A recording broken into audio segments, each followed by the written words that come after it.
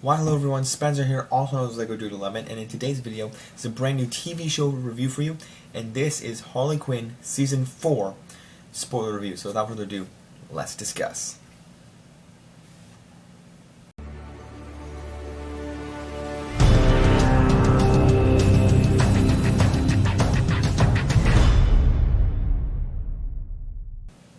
Alright, so without further ado here, I want to give some housekeeping here. I have my TV pulled up with the Harley Quinn screen there. If you can't see that, I do apologize. I got my bed right there.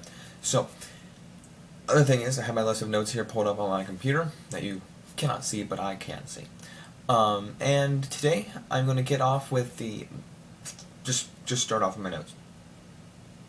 So what I normally do is I talk about the soundtrack and whatnot. There's some great music in this. I actually didn't put that down. There's some great music with the score and everything. I've talked about this before. I've talked about this seasons 1 through 3, 2, and 3. And I love this show. This is probably in my top 10 shows of all time. It has the feel of adult. It's an adult show, so it has this like Rick and Morty adult energy. Which I love this show. There's other shows like Doom Patrol. It's a very adult show, Doom Patrol, but I don't. I'm debating if Doom Patrol's in my top 10 shows of all time because their show is like it's very wonky the way they've made it.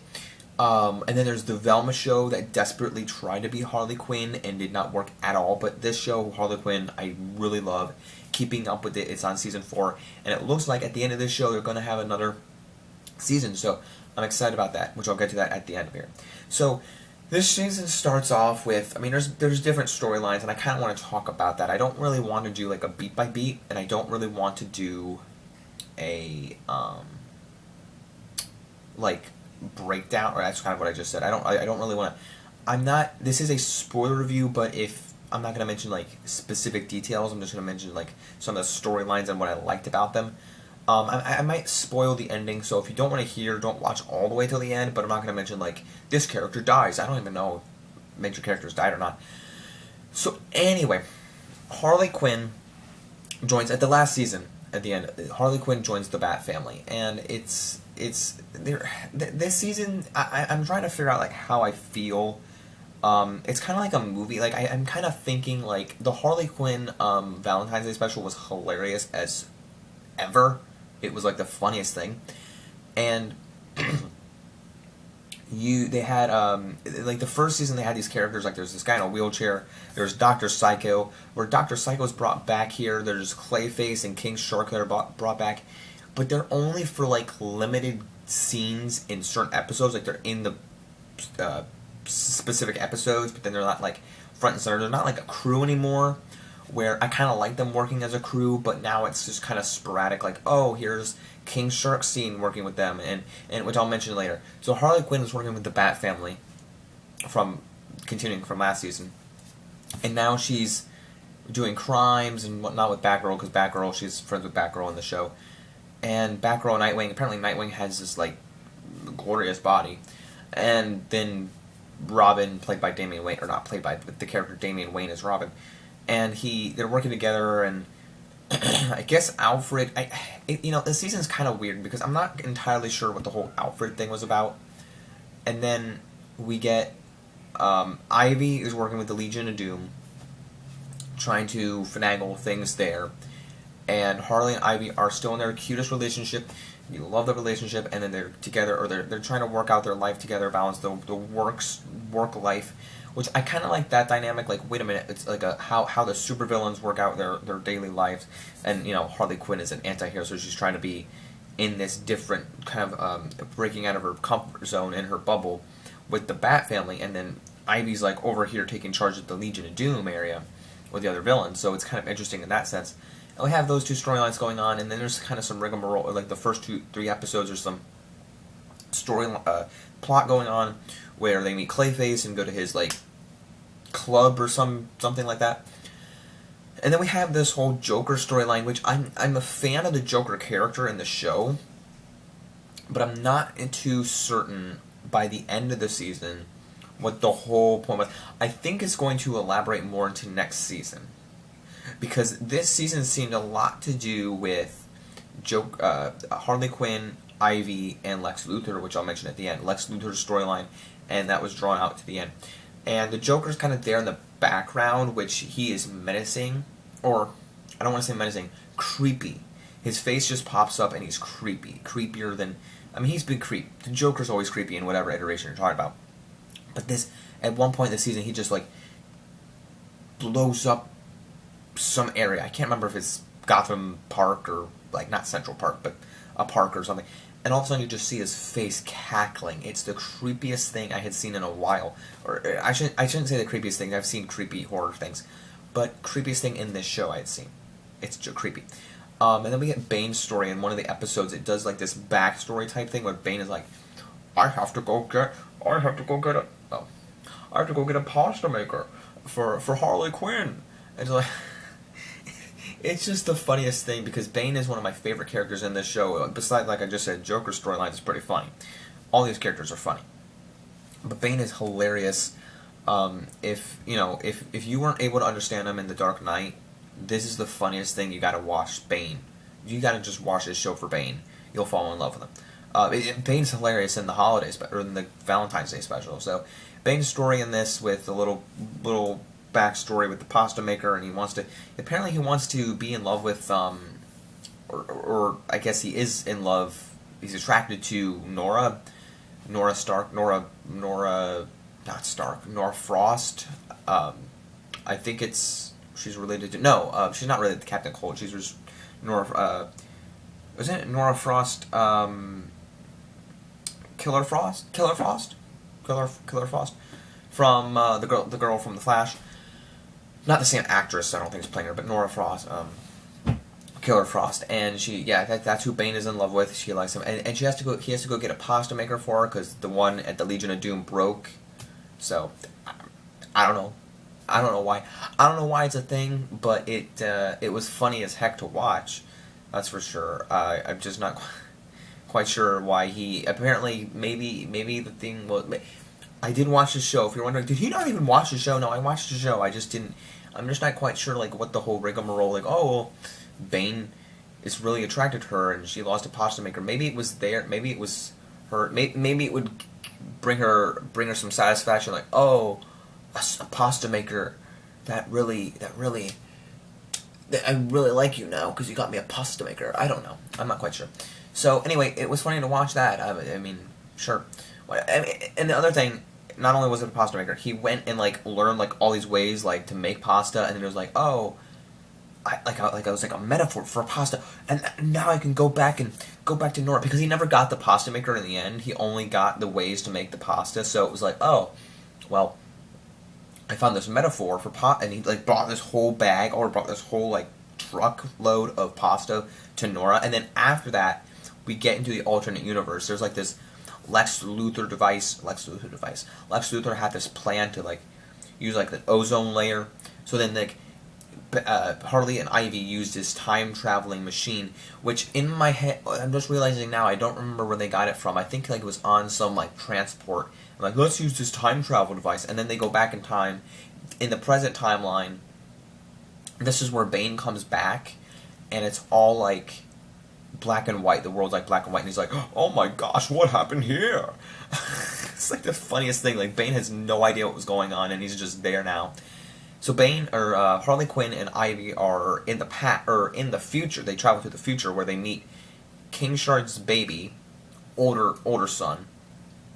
Because I think King Shark has like 7 kids, or approximately 7 or 9 kids, and in the show, in the present timeline. And then in the future, Harley and Ivy meet their own daughter and some other chick. No, their daughter that wants to kill them.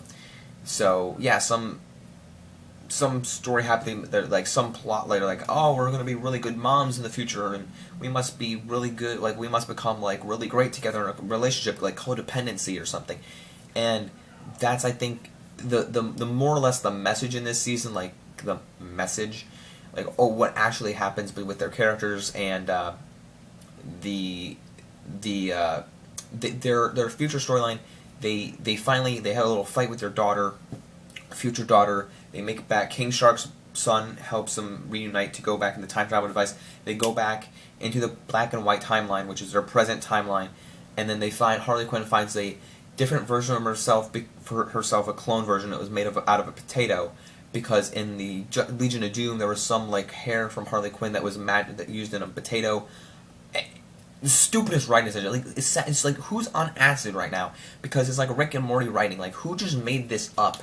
And Commissioner Gordon was eating a potato with Harley Quinn's hair. It's like, who made this? Some Harley Quinn clone? It's the stupidest, dumbest, funniest writing I've seen in my life. Not dumbest like Velma. Not Velma writing, but just funny dumb. Like, I'm loving this. And then they get the ozone layer fixed. All is fine and dandy. And then Harley Quinn... Oh, by the way, I mentioned this earlier. I forgot to mention this earlier. In the earlier part of the season, they had this convention on the moon. Lex Luthor had this convention of supervillains on the moon, and at the end, train's coming by.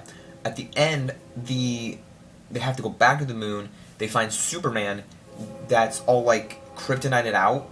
So if that's even a word, he's like decomposed from kryptonite. If that makes sense logically, scientific. Train's coming again. Just forgot to mention that. If I hadn't. And they find Lex Luthor that's taken Superman's hair and his like body's like in the Lex Luthor armor. So he flies off and like tries to be, I'm Lex Luthor and I'm evil. And Superman's like dying. So then I'm getting distracted by the train. And then Harley and Ivy go in this like big tank, I don't know, tank rover on the moon, and go to stop it with the ozone layer, or take down Earth with the laser, and start blowing things up. And Lex Luthor comes after them. They stop him. Batgirl, who got shot by Joker, gets hacks into Lex Luthor's little truck pod rover thing. I don't know. I'm just calling it many things at this point. And Lex Luthor's done for. He's stopped. And by the way, Batgirl gets shot in the chest by Joker, but she makes it. She's okay. She's not gone. I'm laughing at myself right now because I just was like shook. Gets shot in the chest by Joker because he wants revenge, and that's something that happens in the finale. He's back. Joker's back, and did that happen after Lex Luthor? I swear I think it did. I'm looking at it. It's not going to help me right now. So, that happened after that. Joker's there. They go to attack. That's right. They defeat Lex Luthor. They start zapping the Earth with the ozone layer, like taking things out, right? And then they go find Joker at his house where he has kids and his wife. Remember, he gets in the other seasons. If you don't remember that, go watch the show. It'll be easier to understand. And he has wife and kids, and not himself. Like, he just goes there and goes to find his family, and then the kids are like in on it, like I'm gonna be evil. So whatever. It's quite funny. And then the Joker is taken. Harley Quinn gets the Joker and takes him to Commissioner Gordon and says that that's who shot Joker's who shot Batgirl or Barbara Gordon. And now he's mad at the Joker, so he's going to do some stuff, and that might be in the next season. What's going to be in the next season is Nightwing is back, who was dead earlier, who got killed by Joker. Who people thought it was Harley Quinn. And Nightwing is back, raised from goo, and this woman who was helping out Lex Luthor on the moon is with Damian Wayne. So now Nightwing is back, and he's like really evil in some toxic goop. Maybe it's the goop that Harley Quinn was made out of. I don't know. I really don't know. All I can say is I thought the season was great, funny as it's ever been, and I don't know. I really don't know what was going on with this season. Lots of weird storylines that just kind of made it to the end. And there was kind of like Harley Quinn and Ivy's relationship was still there. I just don't know how well this season worked overall. I need to look at what I'm going to do after this review is over.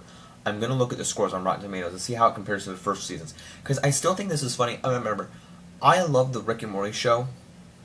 And there's another season of Rick and Morty coming very soon. I can't wait to watch it and then review that.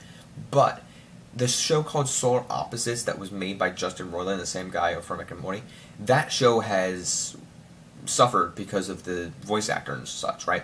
So, this show has like the same quality like throughout each of the 4 seasons. It's still funny, but the fact that where the show started, I'm just wondering like how it compares. So I'm sure it's probably the same. So yeah, I don't know. But I'm interested in another season because the way it leaves off, it definitely leaves on a cliffhanger. I really thought this was the last season, but I'm sure it's not. I think Doom Patrol and Titans are ending after their season 4, but I guess this is continuing. So, with that said, yay! Because I'm really digging this show. So I'll get as more. I'll eat as much as it gives me. Indulge. So let me know what you think of Harley Quinn season 4. Let me know if I'm not agree with my thoughts, because they weren't really thoughts, were they? I was just describing the show, but I liked everything that happened. Let me know what you thought about it. Did you hate the stuff that I talked about? Did you hate anything that happened in the show? Have you not seen any of the show? Because I recommend it, but maybe you watched season 4 and went, same old, and it's not doing much for me. Maybe you thought the same. Maybe you still laughed at it. Maybe you. Did you watch the Valentine's Day special? Because that was really funny as well. Maybe just let me know down in the comment section below. Be sure to like, subscribe, follow me at Boba Fett Jedi Master. Links down below. Instagram page. Don't forget to like, subscribe, follow me. Don't forget to keep calm, play Lego, and watch stuff. Peace out, everyone.